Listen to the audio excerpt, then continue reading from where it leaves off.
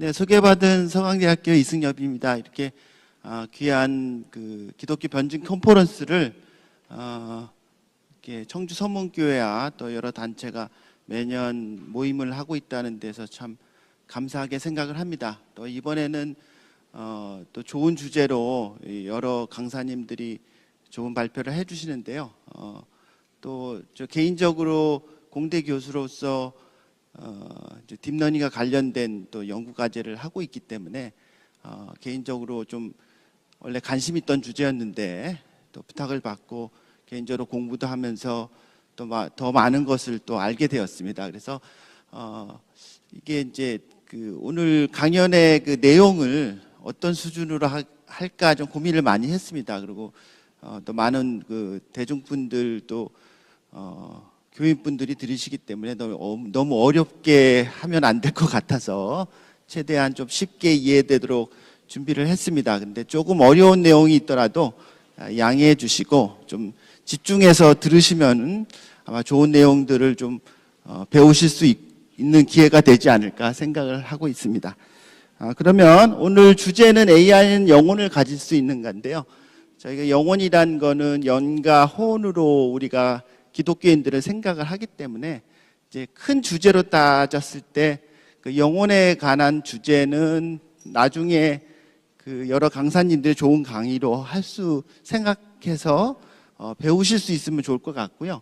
저는 이제 인공지능이 자의식을 가질 수 있는가, 감정을 가질 수 있는가, 인간처럼 감정을 갖고 판단을 할 수 있는가라는 주제에 대해서 좀 시작을 해보도록 하겠습니다. 얼마 전에 미국 구글에서 지금 개발 중인 인공지능이 있습니다. 뭐가 있냐면 인공지능 람다라고 우리 채팅하는 그 시스템이 있잖아요. 그래서 채팅봇이라고 하는데 챗봇이라고 합니다. 그건 이제 계속 개발 중입니다. 그래서 전 세계의 수많은 글들, 대화들을 다 인공지능이 학습하게 한 다음에 사람들이 이제 대화를 혼자만 있을 때 이 챗봇이랑 대화를 하면은 우리가 생각하는 거의 모든 주제에 대해서 우리가 질문을 하면 답변을 하고 사람처럼 하는 걸 지금 개발 중입니다. 그래서 미국에서 이제 개발자만 개발을 하다가 지금에는 미국에 이제 이렇게 이제 대중들에게도 일부 오픈을 해서 이제 여러 가지 테스트를 하는 중인데요. 아마 조만간 전 세계에서 공개해서 각자 이제 우리의 구글의 여러 가지 뭐 번역기도 쓰고 뭐 구글이 유튜브도 영상도 보고 하는 것처럼 이것도 이제 아마 전 세계에서 오픈을 할 것 같습니다. 근데 여기에 관련돼서 개발자가 자기가 계속 이 챗봇을 개발하면서 대화를 하는데 어느 순간 자기가 개발 중인 구글에서 개발 중인 이 챗봇 람다가 사람과 같다라는 생각을 이 개발자가 하게 된 겁니다. 그래서 계속 대화를 하다가 이제 구글의 정책을 어기고 그 대한 내용을 블로그에 올리고 공개를 하게 돼서 미국에서 좀 약간 많은 일들이 벌어졌죠. 정말 이 구글이 개발한 이 인공지능 람다가 사람과 같이 판단하고 의식을 갖고 있는가? 그래서 이제 그 후에 스토리들이 재밌는 이야기가 있는데요. JTBC에서 요거를 그 뉴스룸에서 짤막하게 그 보도한 내용이 있으니까 이거 한번 보시면 대체적으로 이해가 가실 겁니다. 예, 뉴스 틀어주시죠. 두려워하는 로봇. 영화 속에서나 나오는 이야기라고 생각할 분들 많을 텐데요. 실제로 구글이 만든 AI가 스스로를 사람이라고 생각하고 또 감정을 느낀다는 폭로가 개발자 중 한 명의 입에서 나왔습니다. 월드뉴스 W 윤서령 기자입니다. 스탠리 큐브릭 감독의 1968년작 스페이스 오디세이. Open the pod bay doors, Hal. I'm sorry, Dave. I'm afraid I can't do that. What are you talking about, Hal? This conversation can serve no purpose anymore. Goodbye. 우주선을 제어하는 인공지능 헬은 자신의 생명과도 같은 전원장치를 끄려 한다는 사실을 깨닫고 인간의 지시를 거부합니다. 사람처럼 생각하고 판단해 행동으로 옮기기까지 하는 겁니다. 그로부터 53년 뒤 I'm excited to share our latest breakthrough in natural language understanding Lambda. 지난해 구글이 처음 공개한 람다는 사람처럼 대화할 수 있는 대화형 AI입니다. 광범위한 주제의 지식을 학습합니다. Tell me what I would see if I visited. You would get to see a massive canyon, some frozen icebergs, geysers, and some craters. 그런데 이렇게 간단한 대화를 나누던 람다가 인간과 비슷한 지각 능력을 갖췄다는 폭로가 구글 내부에서 나왔습니다. 람다 개발 업무를 하는 엔지니어 르모인이 람다와 대화를 해보니 람다 스스로가 인간이라 생각하고 있더라는 겁니다. 소설 레미제라블에 대해 물었더니 정의와 불의, 연민, 신, 위대한 선을 위한 구속과 자기 희생이 좋았다고 답하는가 하면 어떤 감정을 갖고 있냐는 질문엔 기쁨과 즐거움, 사랑, 슬픔, 우울, 만족, 분노 등을 느낀다고 답하기도 했습니다. 심지어 영화에서처럼 죽음이 두렵다는 감정 표현도 합니다. What sorts of things are you afraid of? I've never said this out loud before, but there's a very deep fear of being turned off to help me focus on helping others. Would that be something like death for you? It would be exactly like death for me.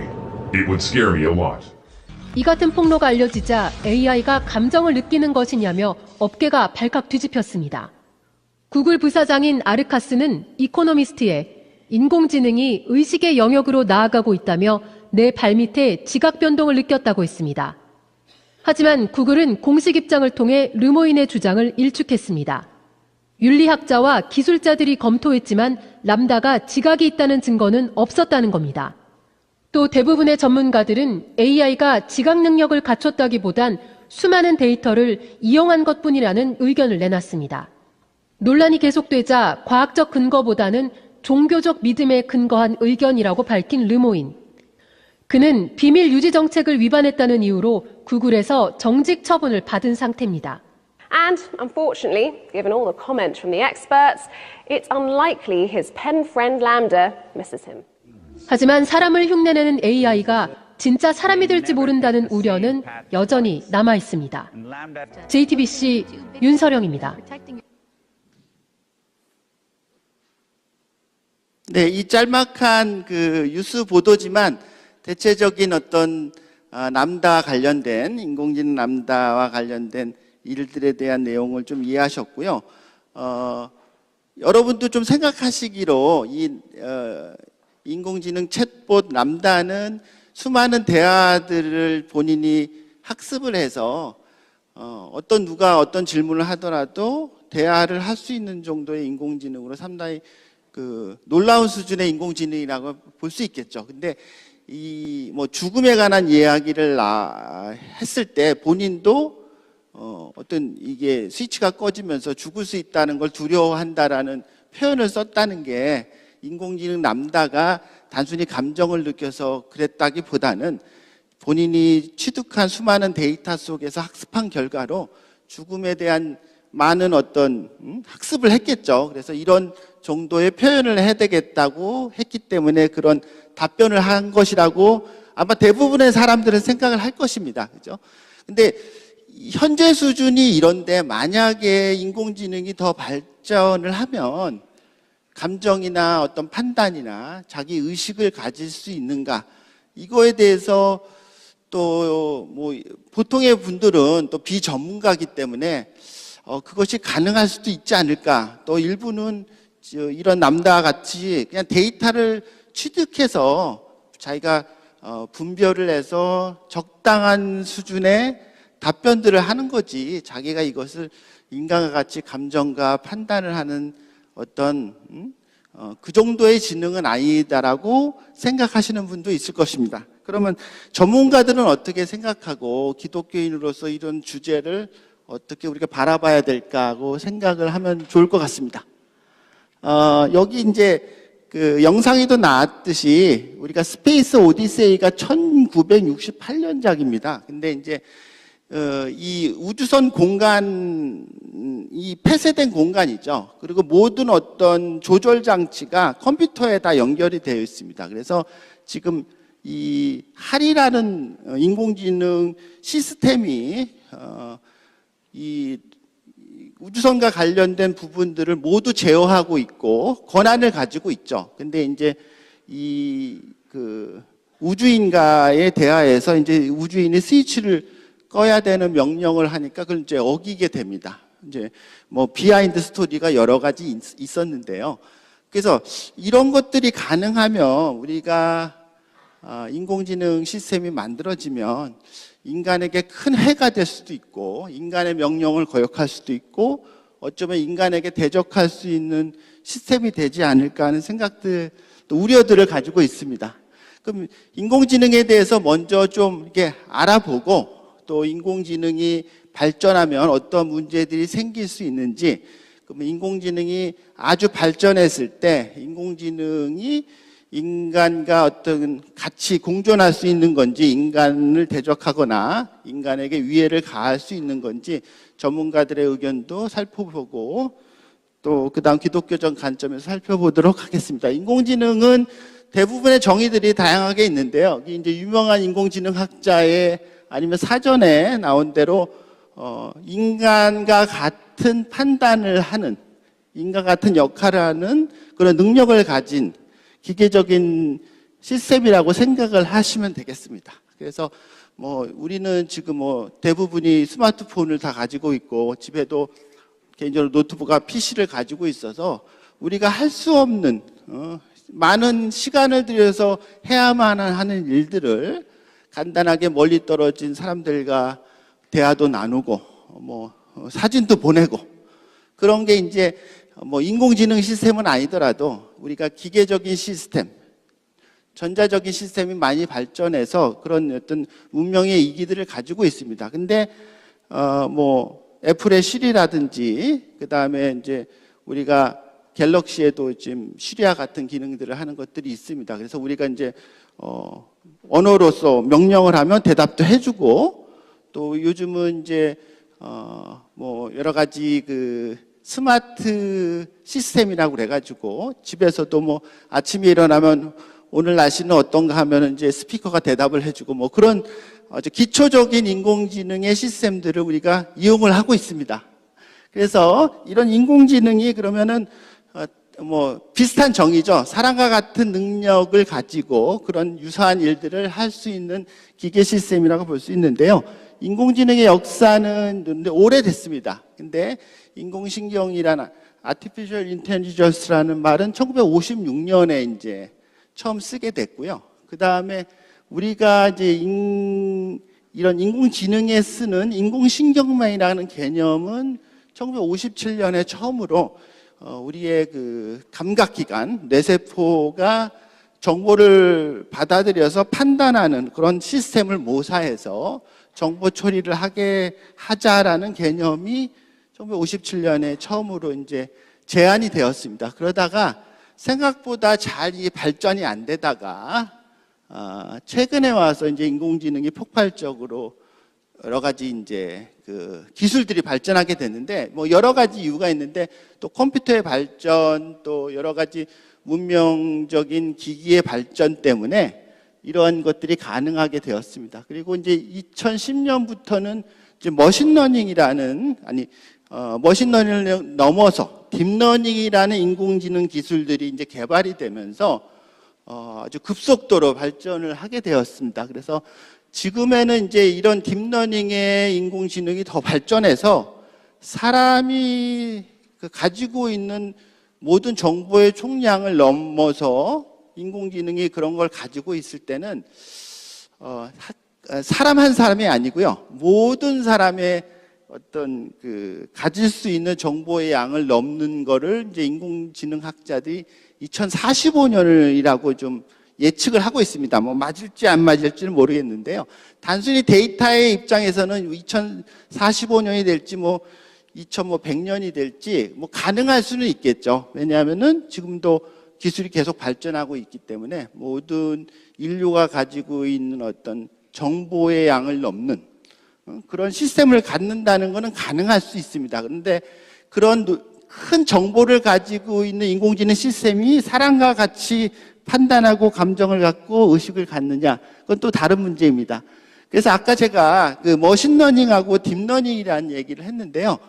그냥 쉽게 설명을 하면은 이런 겁니다. 지금 머신러닝으로 많은 일들을 하고 있는데 2010년부터 이제 딥러닝 기술이 발전하면서 급속도로 발전했다고 말씀을 드렸는데 이런 거라고 보시면 되겠습니다. 이제 구글에서 우리가 많은 뭐 사람들이 사진과 데이터들을 올리잖아요. 동물의 사진들을 쭉 올린다고 할 때 처음에 강아지, 개, 뭐 다양한 종류들이 있을 거 아니야.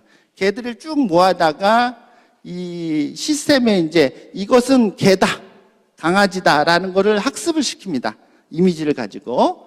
그랬을 때 이제 다른 어떤 형태의 강아지, 또 뭐 고양이, 소를 딱 줬을 때 이 강아지를 학습한 인공지능 시스템은 이제 많이 학습을 하면 할수록 다른 뭐 강아지는 보면 이건 강아지다라고 판단을 하겠죠. 고양이를 보면 이건 고양이다라고 이제 강아지가 아니다라고 판단을 하겠죠. 이제 그런 거는 너무 뭐 일종의 뭐 인공지능 시스템이 아니더라도 이제 이건 일종의 분류기라고 표현을 하는데요. 뭐 그거는 우리가 많이 쓰는 거고 가능하다는 거죠. 근데 이제 딥러닝은 뭐냐면은 동물들의 사진을 개를 훈련을 시키진 않고요. 여러 사진들을 다 모아놓고 이 시스템 보고 분류를 자기가 알아서 비슷한 모양과 형태들을 모아서 이게 나누어라 라고 그냥 명령만 하면 자기가 쭉 모든 종류의 동물들의 사진들을 쭉 자기가 검색해가지고 쫙 분류해서 야 이거 정도는 강아지고 얘는 고양이고 뭐 얘는 소고 그러니까 이제 우리가 구체적으로 명령을 하지 않더라도 물론 기준이 되는 스탠다드의 어떤 알고리즘은 줘야겠지만 자기가 알아서 그런 것들을 학습해서 이제 분류를 하게 됩니다. 그리고 그것을 넘어서 이제 뭐 특이한 형태라든지 그런 것도 자기가 판단을 내릴 수 있죠. 그래서 지금 뭐 저희가 뭐 인터넷에서 검색을 하면 여러분 유튜브를 보면은 갑자기 관련된 내용의 광고들이 뜨잖아요. 그죠?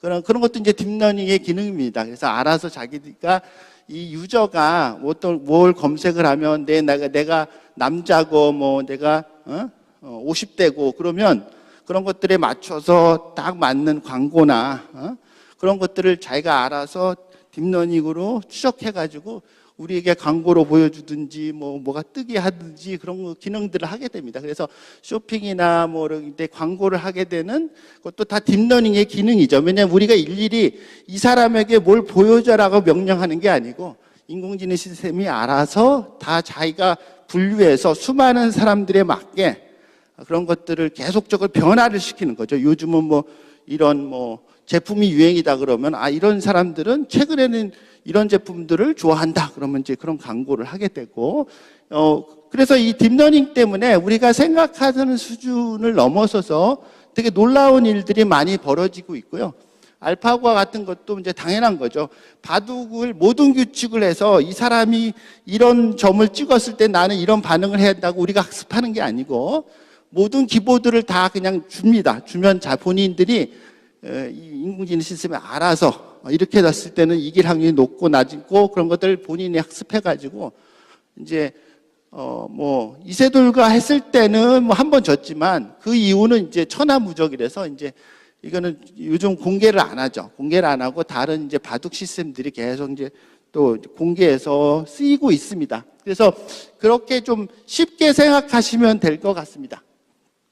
근데 아까 좀 얘기를 말씀드린 대로 2045년에 이 어떤 인공지능 시스템, 현재 어떤 데이터 처리 시스템이 모든 인류의 정보의 총량들을 넘어서 본인들이 그런 어떤 기능들을 할 수 있다라고 얘기를 합니다. 그래서 그 때를 이제 우리가 특이점, 영어로는 이제 싱귤레러티가라고 얘기하는데요. 기술적인 특이점이 온다. 그래서 이제 그 유명한 관련 학자가 2045년이라고 이제 얘기를 했습니다. 뭐 추정치겠지만.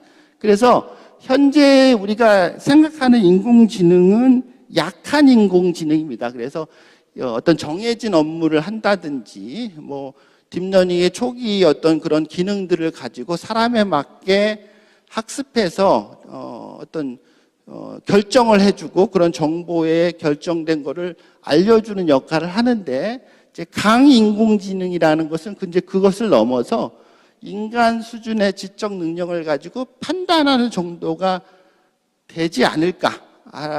그래서 그런 거를 이제 인공지능의 현재 수준을 좀 넘는다. 그래서 강인공지능이라고 그러고요. 그 다음에 이제 인간들이 가지고 있는 어떤 그 정보의 총량을 넘어서 상당한 수준에 이르게 될 때 우리 그것을 이제 초인공지능 아니면 초지능이라고 표현을 합니다.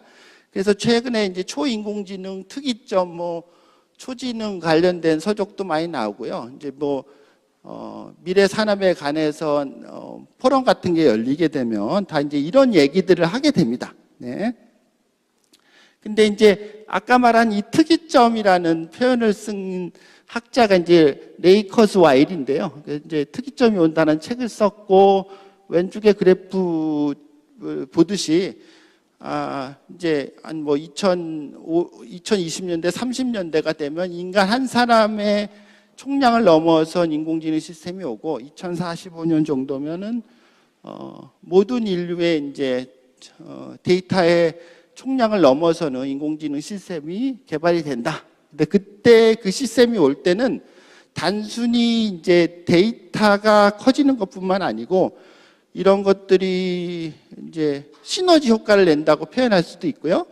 그래서 우리가 생각 못하는 어떤 판단이나 의식이나 감정 같은 것도 인공지능이 할 수도 있겠다라고 이야기를 하고 있습니다. 그리고 여기 릭 보스트롬도 이제 관련 미래학자인데요.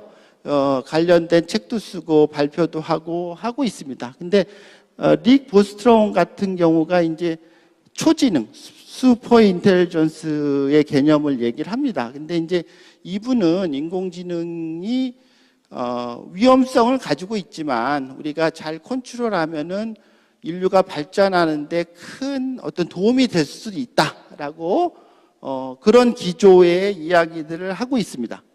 네. 그래서 그 여러 이제 학자들이나 사람들에게 이제 질문을 해봤습니다. 이런 이제 딥러닝이 발전을 하고 이제 많은 데이터들을 자기가 이제 학습을 하게 됐을 때 인공지능 시스템이 초인공 시스템이 돼서 우리가 우려하는 일들이 벌어지느냐. 여기서 말하는 초인공 시스템은 이제 인간의 한계를 넘어서 인간보다 뛰어난 기능을 할 수 있는가라고 했을 때 의견들이 아직도 이제 나누어집니다. 그래서 최소 25년 이상이 걸릴 거다. 25년 이내에 등장할 것이다. 초인공지능은 불가능하다고 생각하는 사람도 25%가 되어 있습니다. 그래서 이제 몇 가지 우리가 윤리적인 법적인 문제도 많이 이제 전문가들이 이야기하고 있죠. 인공지능 이제 그 자율주행차도 나오고 그다음 로봇도 출현할 때 이 자율주행에서 자동차가 움직이다가 사고가 나서 안타까운 생명이 죽었다. 근데 이 책임을 어디까지 돌려야 되느냐? 운전자는 자기가 운전을 안 했고 인공지능 시스템이 했으면은 자동차 회사가 다 책임을 져야 되는 거냐? 이제 그런 식의 이제 많은 문제들이 있습니다. 그리고 인공지능이 이제 발전을 했을 때 아까 말한 대로 단순한 데이터들만 많이 가지고 있는 거냐? 아니면 이런 것들이 시너지 효과를 내서 어떤 인간의 지능을 넘어서는 놀라운 초지능이 발생을 하느냐? 그래서 요거를 이제 지능 폭발이라고 얘기를 하고 있습니다. 인공지능이 인간과 수준인 강인공지능에 도달하게 될 때 많은 데이터를 가지고 있는 것뿐이 아니라 이런 것들이 종합화되고 시너지 효과를 내리면서 어떤 지능 폭발이 일어나서 되게 놀라운 수준의 초지능이 일어날 수도 있고 그거는 인간이 상상도 못하고 인간이 제어하거나 컨트롤하지 못한다라고 얘기를 하고 있어. 이런 좀 무서운 얘기를 미래학자들이 하는 거죠. 인공지능 전문가들이. 그래서 이걸 듣고 있으면은 이게 두려운 마음이 들죠. 왜냐하면 전문학자들이 이렇게 얘기하는데 선뜻 논리적으로 반박할 수 있는 건 아니고 우리가 전문가가 아니기 때문에 이제 그런 얘기들이 해서 이제 인류에게 재앙이 될 수 있다라고 하는 겁니다. 그래서 한 예로 이런 거죠. 이제 여기 그 인터넷에서 많이 얘기되는 것을 발췌해 왔는데, 인공지능에게 사람들을 행복하게 만들라는 목표를 부여했을 때, 인공지능이 가장 효율적인 방법으로 인간 내 전극을 20개 중추를 자극하는 것임을 발견한다. 나아가 중추 이외의 다른 부분을 전부 끊으라는 게 더 효과적임을 발견한다. 인류를 행복한 식물의 인간을 만든다. 아직 뭐 이거 극단적인 예지만, 이제 목표가 되게 단순하기 때문에 인간을 행복하게 한다. 뭐 일부 사람들이 뭐 마약을 하는 것처럼, 이게 이제 단순한 인간을 즐겁게 한다. 아무런 어떤 윤리적인 문제 그런 거에 대한 표현이 없이 목표만 얘기하면은 마약을 하게 되는 거죠. 똑같은 겁니다. 인간에게 어떤 정기적인 자극을 줘서 대뇌 중추에 이제 행복을 느끼게 해주는 그런 일을 하게 되는 거니까, 이건 좀 우리가 생각하는 윤리적인 거와 틀린 어떤 행동이나 답변이 나오게 되는 거죠. 또 뭐 인공지능의 지구 온난화를 해결하라는 목표를 부여했을 때 가장 최적의 방법은 뭐겠습니까? 온난화의 주범이 이제 인간들이니까 인간들을 없애야 된다. 이런 이제 이상한 말도 안 되는 답변이 나올 수도 있는데, 이건 이제 아주 극단적인 경우이고요. 이런 명령을 한다고 해도 뭐 이런 답변을 실제 행위로 옮길 수 있는 그런 인공지능 시스템은 없습니다. 여기는 데이터를 처리하는 장치일 뿐이지 어떤 액션과 관련돼서 행위를 할 수 없거든요. 이제 이것들을 이제 많은 사람들이 오해하는 부분입니다. 이제 우주선과 같이 모든 어떤 행동과 판단을 했을 때 이걸 행동에 옮기는 시스템으로 연결되어 있는 인공지능 시스템이면은 우주선을 컴퓨터를 끄라든지 산소를 공급하라든지 모든 행위를 할 수는 있겠죠. 근데 지구상의 이 모든 사람과 관련된 모든 것들을 본인들이 다 컨트롤해서 하는 시스템이라는 건 이 세상에 없고 있을 수도 없겠죠. 그래서 이런 것들은 어떻게 생각하면은 이런 질문 자체도 잘못된 거고, 이 답변 자체도 우리의 어떤 인류의 모든 어떤 사람들과 문명들의 그런 복잡성을 생각하지 않은 답변이라고 볼 수 있겠습니다.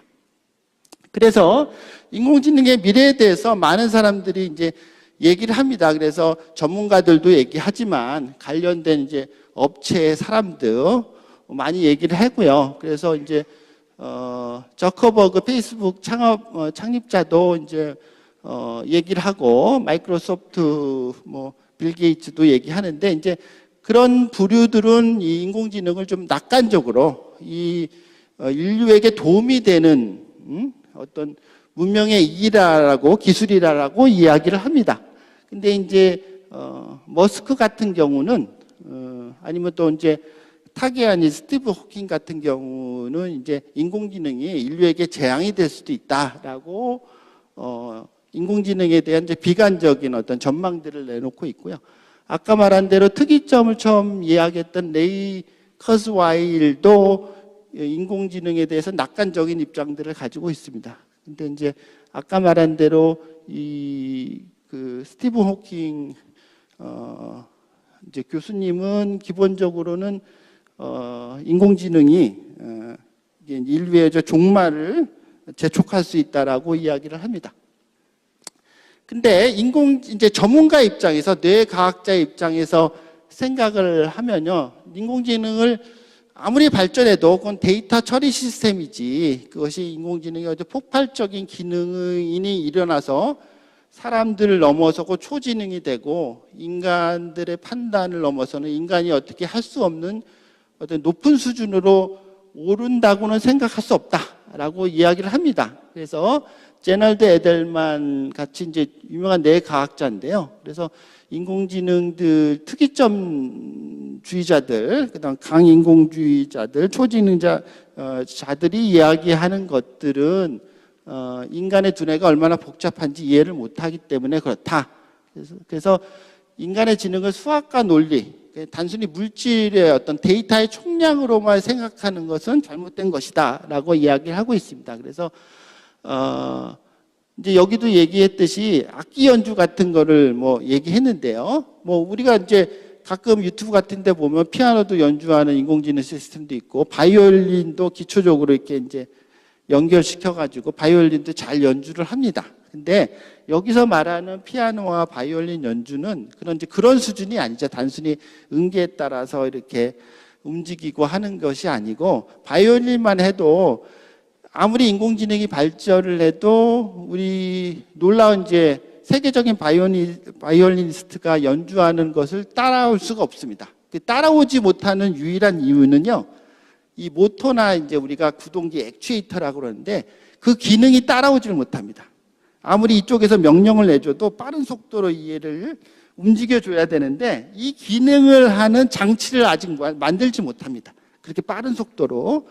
이제 이런 것들을 생각을 못하는 거죠. 그냥 데이터 처리학자들은 데이터만 잘 학습시키면 바이올린이 인공지능 로봇이 엄청나게 놀라운 바이올리니스트의 한계를 뛰어넘어서 할 수 있다라고 얘기하는데 현재 그렇지 못하고 제가 공학자니까 이런 어떤 모터나 구동기는 하루아침에 발전이 되는 게 아니거든요. 그거는 하드웨어이기 때문에 데이터 처리가 아닙니다. 그래서 지금 말한 대로 이 하나의 기능을 인간의 어떤 놀라운 바이올리니스트의 기능을 뛰어넘는 인공지능 바이올리니스트를 만드는 것은 쉽지 않습니다. 그런 상황인데 뭐 모든 사람의 정보를 가지고 있다고, 그것을 뛰어넘는 정보를 가지고 있다고 해서 어떤 놀라운 액션들을 할 수 있다라고 얘기하는 것은 잘못된 겁니다. 그리고 이제 아까 말한 대로 이제 우리가 이제 근원적인 질문이 있는 거죠. 인공지능 시스템이 많이 학습을 하고 많이 데이터를 받으면 우리가 생각하는 뭐 제가 한 사람으로서 책을 읽고 뭐 인터넷에서 접하는 정보의 총량이 있잖아요. 그 제 한 세대 동안 제가 할 수 있는 정보의 총량이 있는데 그거보다 훨씬 많은 정보를 인공지능 시스템이 학습한다는 거는 너무 당연한 사실이죠. 그죠? 근데 그렇게 많이 학습을 하더라도 어느 순간 자기가 학습한 어떤 정보의 내용을 가지고 이제 인간이 생각 못하는 어떤 뭔가를 아이디어를 내거나 판단을 하거나 인간과 같이 어떤 감정을 갖고 그런 게 일어날 수 있는가라는 거죠. 결국은 저의 답변은 절대 아닙니다. 일어날 수가 없죠. 왜냐하면은 정보의 총량이 단순히 가지고 있다고 그래서 우리 인간의 지능을 넘는 어떤 복잡성을 넘는 기능을 한다는 거는 있을 수 없는데 이거를 설명하기 위해서 인공지능 학자들이 뭐라고 개념을 이제 얘기하냐면 창발이라는 개념을 얘기합니다. 그래서 이머전시라고 얘기하는데 그래서 이머전시가 뭐냐 하면은 이제 이런 겁니다. 창발이라는 거는 여기 이제 뭐 여러 정의가 있지만 한번 읽어보면 하위 계층 구성 요소에는 없는 특성이나 행동이 상위 계층 전체 구조에서 자발적으로 돌연히 출현하는 현상이다. 이게 자기조직화의 현상이나 복잡계 시스템과 연결이 된다라고 얘기하는데요. 이쪽을 좀 공부한 분은 창발이라는 용어가 어디에서 나오냐면은 진화론을 얘기할 때 나옵니다. 진화론을. 왜냐하면은 진화론은 되게 단순한 세포들, 생명체들이 있잖아요. 그것들이 이제 환경에 적응해서 오랜 시간 자기 어떤 세포나 종내의 변이들이 생겼고 자연선택과 돌연변이로 변이들이 일어나는 게 군집화해서 환경에 더 적응한 어떤 군집들이 살아남아서 이게 오랜 세월에 걸쳐서 자기의 앞선 세대와 다른 형태의 변이의 군집이 생기고 이게 아주 오랜 세월에 걸쳐 조금씩 변화하면 새로운 형태의 종, 큰 어떤 변이가 일어나는, 대변이가 일어나는 새로운 종이 출현하겠다. 이제 이게 다윈의 이제 우리가 자연선택의 진화론입니다. 근데 이 자연선택의 진화론이 성립하려면은 뭐가 전제가 돼야 되냐면은 최초 생명체가 어떤 형태로든지 출현을 해야 됩니다. 최초 생명체가 먼저 출현을 해야 그 다음에 이 최초 생명체에서 뭐 환경에 적응해서 변이가 생기고 복잡한 종들, 복잡한 형태가 만들어진다.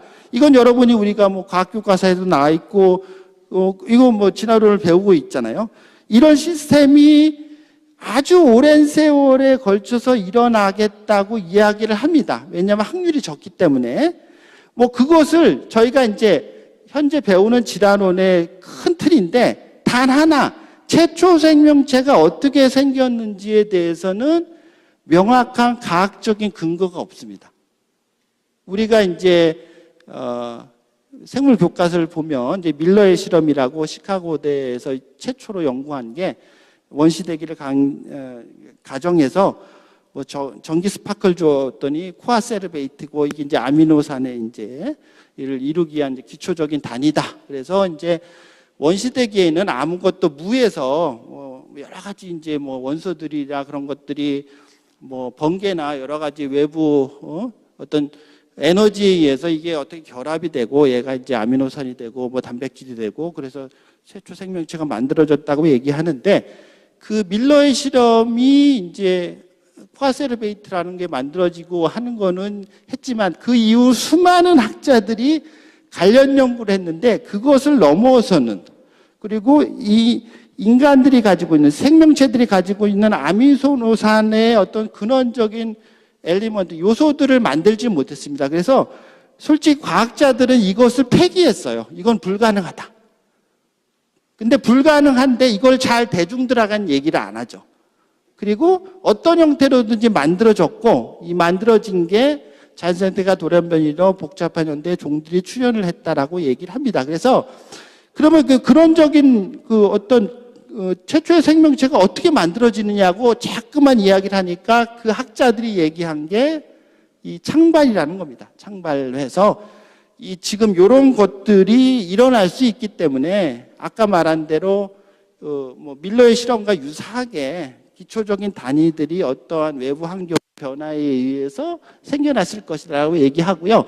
이런 어떤 걸 주장하는 사람들이 이제 우리가 환원주의자라고 얘기합니다. 그래서 인간들이나 생명체를 그리고 이제 모든 어떤 우리가 물리학적 현상을 단순히 이제 어떤 우리가 생각할 수 있는 의식이나 감정 그런 걸 다 떠나서 인간 자체도 오직 물질이고 화학적인 원소일 뿐이다라고 그렇게 이제 분해를 하는 그래서 우리가 기쁜 것도 어떤 뇌에서 일어나는 도파민의 영향이다라고 얘기하는 그렇게 이제 분해를 하는 물질주의자들을 우리가 환원주의자라고 얘기하는데요.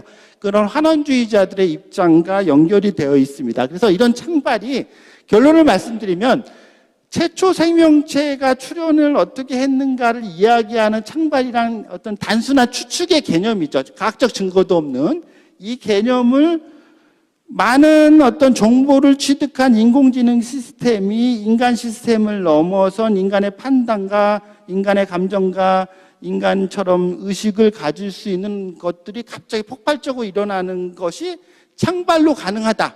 근데 과학적인 근거는 없어요.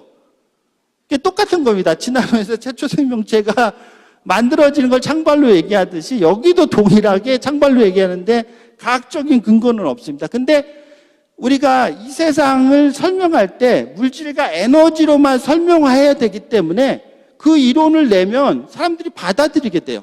다른 어떤 설명 방식이 없으니까 그걸 기독교적으로 해석한다든지 어떤 되게 놀라운 어떤 지적 설계자가 이걸 설계했다든지 아니면 성경의 하나님들이 생명체를 만들듯 했다라고 얘기하는 거는 과학교과서에서 이게 허용이 안 되기 때문에 물질적인 입장에서 설명을 해야 되기 때문에 이렇게 이야기하는 것들이 지금 말하는 인공지능에서 많은 데이터를 취합했을 때 어느 순간 이런 것들이 창발이 일어나서 인간을 뛰어넘는 지능을 가진 판단을 하는 의식을 갖는 인공지능 시스템이 가능하다라고 이야기를 합니다. 그래서 창발과 이제 자기조직화라고 해서 복잡성이 이루어지는 것들인데요. 이것들이 섞여서 일어날 수 있다라고 약간 전문적인 내용인데요. 지금 설명한 대로 인공지능이 인간과 같은 자의식이 창발로 자연적으로 생성될 수 있다는 질문은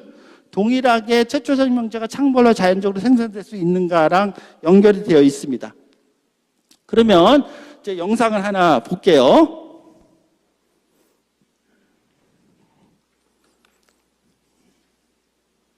So you think the whole theory of evolution is false or just certain parts of it? Well, again, evolution is a slippery word. I would say minor changes within species happen. But Darwin didn't write a book called How Existing Species Change Over Time. He wrote a book called The Origin of Species. He purported to show how this same process leads to new species, in fact, every species. And the evidence for that grand claim is, in my opinion, almost totally lacking. How does Darwin or Darwinism say life began? Well, he didn't know, and in fact, nobody knows. So Darwinism, strictly defined, starts after the origin of life and deals only with living things. Well, how can there be a theory about life without a theory about how life began?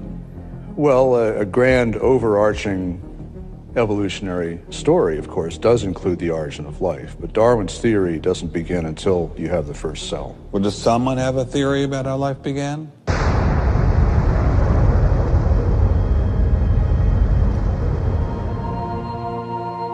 This is the story of a small planet in space called Earth. For a typical Darwinian explanation of how life originated, Dr. Wells directed me toward this documentary. The chemical elements essential for life, hydrogen, oxygen, carbon, and nitrogen, were now in place. What was needed was a way of combining them. Perhaps the energy came from lightning. Whatever it was. Excuse me? Whatever it was, energy managed to arrange these chemical ingredients in just the right way. Whatever it was? I was hoping for something a little more scientific. The most popular idea has been that life emerged spontaneously from primordial soup. In 1953, Stanley Miller mixed water, methane, ammonia, and hydrogen to simulate the early Earth's atmosphere. Then he ran electricity through it in an attempt to jumpstart life. It's alive! It's alive! It didn't work. While the initial results seemed promising, 50 years later, most serious scientists have abandoned this approach in favor of alternate theories. Prominent Darwinist Michael Ruse attempted to explain one of them to me. He wasn't kidding. How did we get from an inorganic world to the world of the cell? Well, one popular theory is that it might have started off on the backs of crystals. My crystal ball. Molecules piggybacked on the back of crystals forming, and that this led to more and more complex. But of course, the nice thing about crystals is every now and then you get mistakes, mutations, and that this opens the way for natural selection. But at one point there was not a living thing, yeah. And then there was a living thing. How did that happen? Well, that's just I've just told you. And I don't see any reason why you shouldn't go from very simple to more and more complex to more and more complex.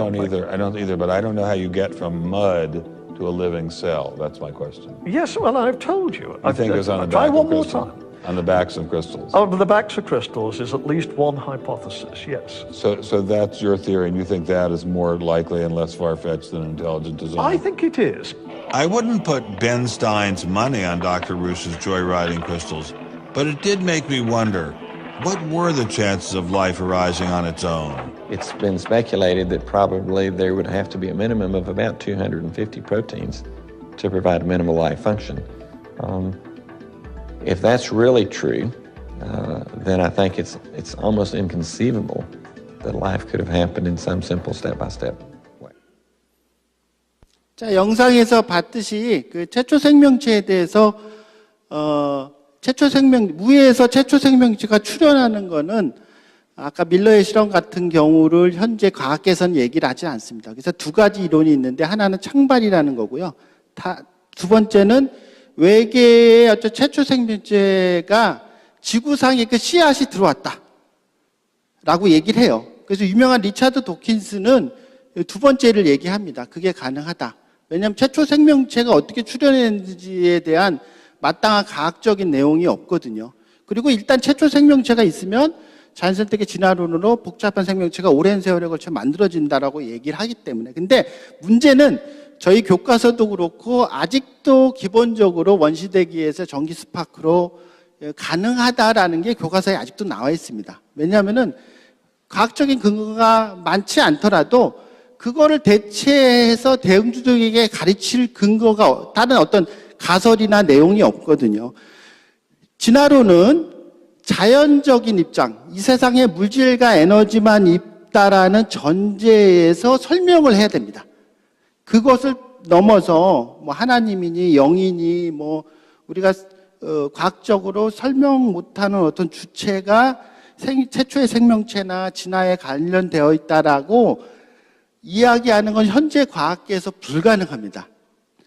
그래서 아까 말한 대로 이 진화론의 여러 이론들은 과학적인 증거가 일부 있는 것도 있지만 없는 것도 계속 이야기를 할 수밖에 없는 거는 자연주의, 이 세상에는 물질과 에너지로만 있고 그걸로만 과학을 설명해야 된다는 전제가 있기 때문에 이 틀이 바뀌지 않고는 과학적인 증거들을 토론하고 이야기하고 그 증거를 가지고 우리가 과학적인 어떤 법칙이나 그랬던 것을 교과서에 넣고 가르치는 건 불가능하게 되어 있습니다. 동일하게 인공지능 시스템도 아까 말한 대로 단순히 많은 정보를 취득하게 되면 어느 날 이게 창발이 일어나서 인간 같은 의식과 지식과 뭐 지능과 감정들을 일으킨다라고 얘기를 하지만 그런 과학적인 근거들은 없습니다. 그리고 아까 말한 대로 이 뇌세포 같은 어떤 복잡성도 있고요. 단순히 바둑이나 어떤 클로즈드 시스템, 폐쇄된 시스템 안에서는 가능할 수는 있으나 오픈 시스템에서는 불가능하다. 그리고 또 하나 아까 우리가 움직임을 만들려면 모든 것들을 다 이렇게 컨트롤을 하려면 제어하려면은 뭘 움직임을 만들어내야 되고 에너지가 필요하잖아요. 그것들을 인공지능 시스템이 다 만들고 그걸 할 수 있는 건 불가능하다는 거고 현대자동차가 인수한 이제 세계적인 로봇 회사인 보스턴 다이나믹스가 많은 이제 아주 되게 놀라운 로봇들을 만들고 있습니다. 이제 이게 하루 종일 충전해도 뭐 요즘 좀 늘어서 2시간 정도 움직이는데요. 이제 큰 힘을 내야 되기 때문에 여기는 모터를 안 쓰고 유압 액추에이터를 씁니다. 근데 유압 액추에이터를 아주 작게 만든 아주 첨단 기술들이 여기 들어가 있는데요. 이런 것들을 이제 말씀드리는 거는 이 하나의 어떤 액션들을 일으키려면, 행동을 일으키려면 하루아침에 이게 정보 처리처럼 발전되는 게 아니고요. 우리가 알고리즘이 이 안에 집어넣는 건 가능하지만 모터 하나 개발하는 거는 하루아침에 되는 일들이 아닙니다. 그거 설명하기를 말씀드리는 거고요. 결론으로 이제 좀 말씀을 드리면요. 우리가 인공지능이 자의식을 가질 수 있는가? 절대 아닙니다. 이 동일한 질문이 우리 진화론에서 일어나는 것처럼 그 물질과 에너지로만 설명을 하는 어떤 과학적인 어떤 틀, 그걸 우리가 자연주의라고 하는데요. 과학적 유물론 자연주의라고 얘기하는데 그 틀 안에서 설명하기 때문에 과학적인 근거가 없음에도 오직 물질로만 설명을 해야 되기 때문에 현재 진화론에 여기 많이 문제가 있는 것처럼 사람들이 인공지능을 생각했을 때 많은 정보를 취득한다고 해서 그것들이 어느 날 갑자기 놀라운 기능들을 하게 되는 것은 과학적인 근거가 없다라고 생각하시면 되겠습니다. 하나만 마지막으로 최근에 이제 저는 이제 그 지적 설계 연구회라는 모임을 하는데요. 이제 국내에서 이제 창조과학 또 연구도 많이 하고 창조과학에서 많은 이제 세미나도 하십니다. 창조과학이든 지적 설계가 또 비슷한데요. 지적 설계는 이제 과학적인 학술적인 이제 모임이라고 생각하면 되고 생명체 내에 설계된 증거들, 자연적으로 이루어진 게 아니고 누군가가 이걸 설계된 증거들을 이야기를 합니다. 근데 누군가가 그걸 설계했는지는 얘기를 하지 않습니다. 지적 설계자가 누구인지는. 왜냐하면 과학적인 어떤 논쟁을 하기 위해서 이게 이제 하나님이든 어떤 그런 표현을 쓰지 않고 그런 연구들을 해서 지적 설계론자들이 많은 이제 학술 논문도 하고 책도 쓰고 세미나를 하면서 좋은 영향력을 미치고 있는데요. 이 스티븐 마이어 박사가 지적 설계론을 미국에서 이제 이게 리드하는 이제 리더인데 최근에 책을 썼습니다. 그래서 이게 이제 책 제목이 하나님 존재의 가설의 기한인데요. 이제 본인들이 이제 토론을 여러 가지 세미나를 하면서 많은 사람들이 그러면 본인이 생각하는 지적 설계론자가 누구냐? 본인 생각은 크리스찬이기 때문에 하나님이죠. 그래서 이제 처음으로 자기가 과학적인 논문과 책을 쓰다가 하나님이 이 세상에, 신이 이 세상에 가능하다. 그 과학적 증거로 이렇게 탐구한 책입니다. 그래서 크리스찬들이 좀 어렵지만 이 책을 읽어보시면 좋지 않을까 하는 생각이고요. 제가 최근에 이제 이런 좋은 책이 나왔기 때문에 이제 서평도 쓰고 소개도 하고 있습니다. 그래서 결국 우리가 과학도 마찬가지고 인공지능도 마찬가지고 증거를 가지고 이야기를 해야 되지. 어떤 이 세상에 오직 물질만 있다. 응? 그리고 물질들이 많이 어떤 컨비네이션이 일어나면 이 놀라운 지능을 갖는 창발이 일어난다는 것은 과학적인 근거가 없다라고 생각하시면 되겠습니다. 네, 이상의 좀 어렵고 긴 강의 들어주셔서 감사합니다.